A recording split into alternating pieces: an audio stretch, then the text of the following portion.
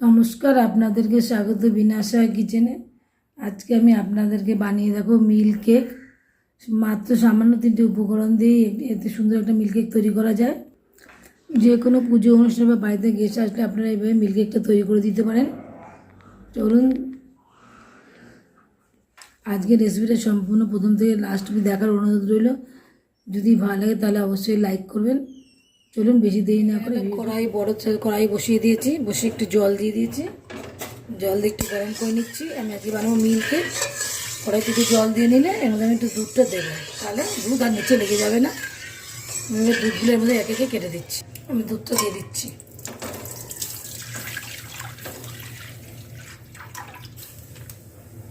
আমি এই 1 কিলো দুধ দিলাম। আমি 2 কিলো দুধ পুরো ঢেলে নিচ্ছি।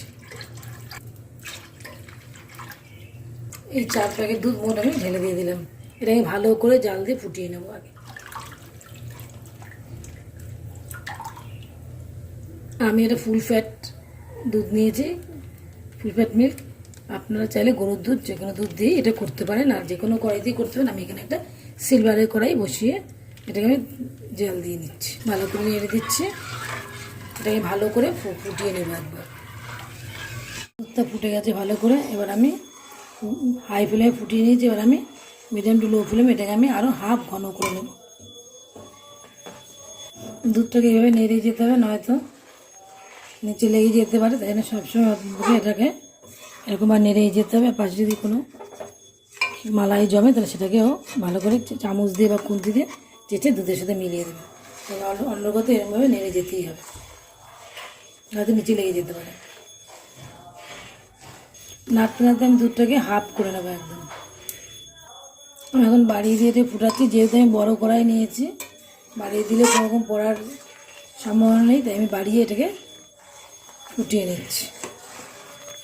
অনুগত এটাকে নেড়ে যেতে হবে। আপনারা যদি এরকম বড়ো কড়াইতে করেন তাহলে দুধ উতলে পড়ে যাওয়ার সম্ভাবনা খুব কম। ছোটো কড়াই হলে তাহলে একটু পড়ে যাওয়ার সম্ভাবনা থাকে।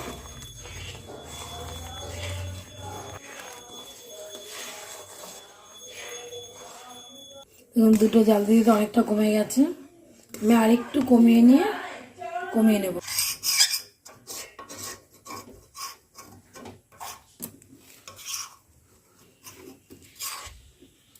দুধটা জাল দিয়ে হাফের মতো ঘন হয়ে গেছে। এবার আমি এটার মধ্যে দিয়ে দেবো টক দই। এটার মধ্যে আমি দিয়ে দিচ্ছি 3 চামচের মতো টক দই।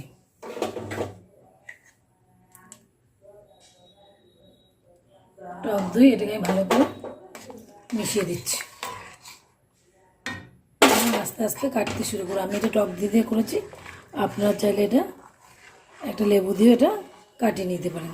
এবার দেবেন আস্তে আস্তে এটা কাটতে শুরু করবে।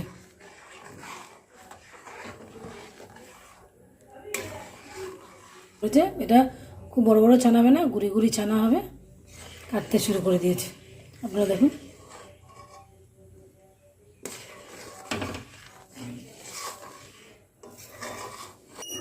দেখুন দুধটা অলরেডি ছানা কেটে দানা দানা হতে শুরু করে দিয়েছে।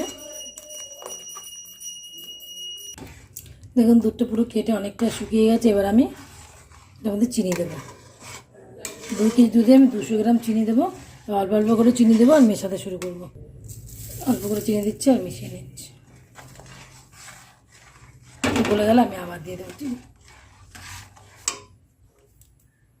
আবার দিয়ে দিচ্ছি চিনি আর মিলিয়ে নিচ্ছি।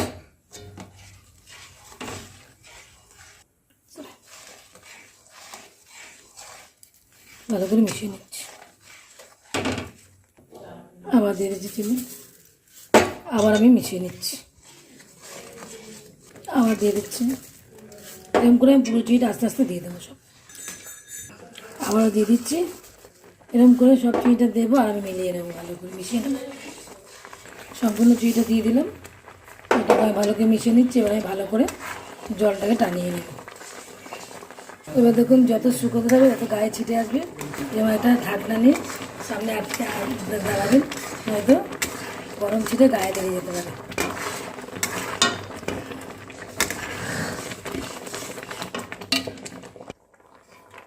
দুধ উঠছিল এটুকু হয়ে।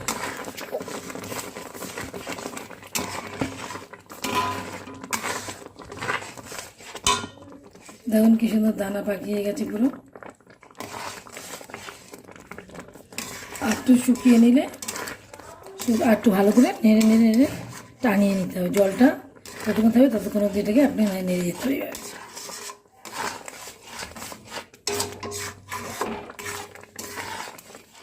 চারিদিকটা ভালো করে কাচিয়ে দিতে হবে এরকম করে।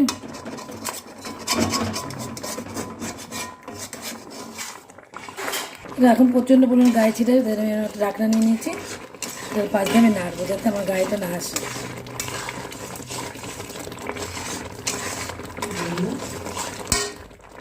আমি এখানে একটা কেক টিন রেডি করে নিচ্ছি, দিয়ে দিচ্ছি একটু ঘিটাকে একটু ব্রাশ করে নিচ্ছি।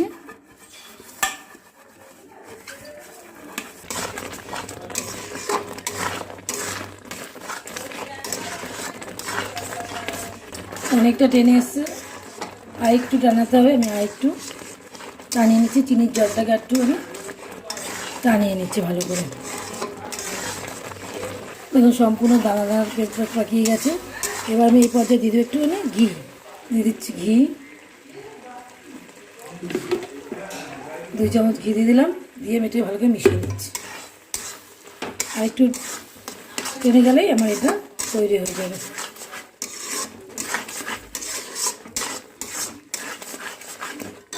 দেখুন আপনার কত সুন্দর হয়েছে, দানা দানা দানা পেকে গেছে, খুব সুন্দর হয়েছে। একদম দেখেই বুঝতে পারছেন কত সুন্দর হয়েছে দানা দানা।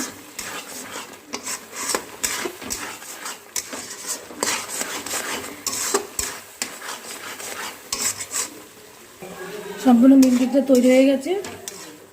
দিচ্ছি 1/2 চামচ মতো এলাচ গুঁড়ো, ঘরে এলাচ ছিল সেটা মিক্সিতে, সেটাই শুকনো তেলে গুঁড়ো করে নিয়েছি, সেটাকে আমি এটার মধ্যে মিশিয়ে দিচ্ছি। আমাদের এবার এটা রেডি হয়ে গেছে। এবার আমরা গ্যাসটাকে বন্ধ করে দিয়ে একটা কেক মোল্ডে ঢেলে দেবো। বন্ধ করে দিচ্ছি। আমি এবার একটা কেক মোল্ড নিয়ে নিয়েছি, ঘি আগের থেকে মাখিয়ে নিয়েছি, এটার মধ্যে ঢেলে দিচ্ছি।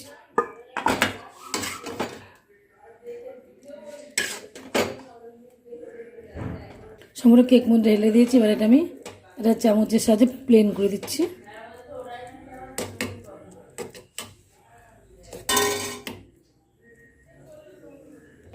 কেক মোল্ডে ঢালা হয়ে গেছে, এটা আমি ঢেকে দিচ্ছি। ঢেকে একটা কাপড়, ভালো বড় গরম কাপড় দিয়ে মুড়িয়ে 10 ঘন্টা রেখে দেবো। তারপর আমরা এটা সার্ভ করবো। একটা গরম চাদর নিয়েছি, তারপর দিয়ে দিচ্ছি, এটাকে বসিয়ে দিচ্ছি ভালো করে। এটাকে মুড়িয়ে 10 ঘন্টার জন্য রেখে দেবো এরকমভাবে। 10 ঘন্টা পরে ফিরে আসবো, রেখে দেবো। দারুণ স্বাদের মিল্ক কেকটা আমাদের তৈরি হয়ে গেছে। দেখুন কত সুন্দর হয়েছে। এবার এটাকে আমরা তুলে দেখাচ্ছি। প্রথমে আমরা চাকু দিয়ে চারিদিকটা একটু ছাড়িয়ে নিচ্ছি এরকম করে, তারপর এটাকে আমরা তুলে দেখাচ্ছি। চারিদিক ছাড়িয়ে নিয়েছি। এবার আমি এটা প্লেট নিয়ে নিচ্ছি, এটাকে আমি দিয়ে এটা তুলে নেব। মিল্ক কেকটা আমাদের তোলা হয়ে গেছে। দেখুন কত সুন্দর হয়েছে। এবার এটাকে আমরা একটু কেটে দেখাচ্ছি। দেখুন কত সুন্দর হয়েছে। কেটে আমি আপনাকে এক পিস তুলে দেখাচ্ছি। দেখুন কত সুন্দর হয়েছে মিল্ক কেকটা, দানাদার মিষ্টিটা হয়েছে, খুব সুন্দর দেখতে। যেমন সুন্দর হয়েছে, খেতেও অসাধারণ হবে। আমি এরকম সরু সরু দোকানের মতো পিস করে কেটে নিচ্ছি এরকমভাবে।